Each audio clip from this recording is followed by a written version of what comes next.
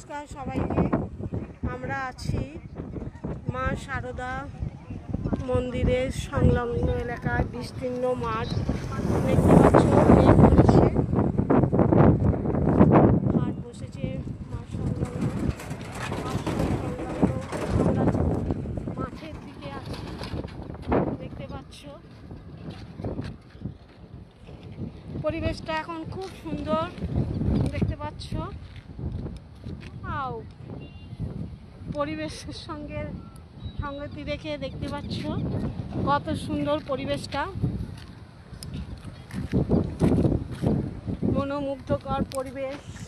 এখানে জায়গাটা বলে রাখি, মা শারদা দক্ষিণেশ্বরে রামকৃষ্ণ কাছে যাবার পথে তখন হাঁটা পথ ছিল।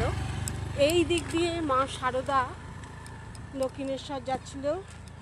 সামনে যেখানে একটা আশ্রম তৈরি হয়েছে, মঠ বলতে গেলেও বলা যায়, শারদা মার মঠ। এইখানে ডাকাত সর্দার ধরেছিলেন এবং মায়ের কাছ থেকে সর্বস্ব কেড়ে নেবার চেষ্টা করেছিলেন।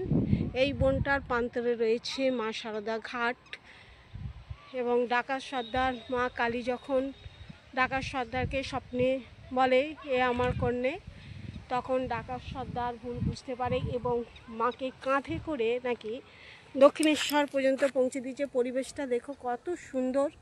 আর আমি দাঁড়িয়ে আছি সেই প্রান্তর। কিছুদিন পরে এখানে কাশফুল দেখা দেবে, কাশফুল দেখা দেবে।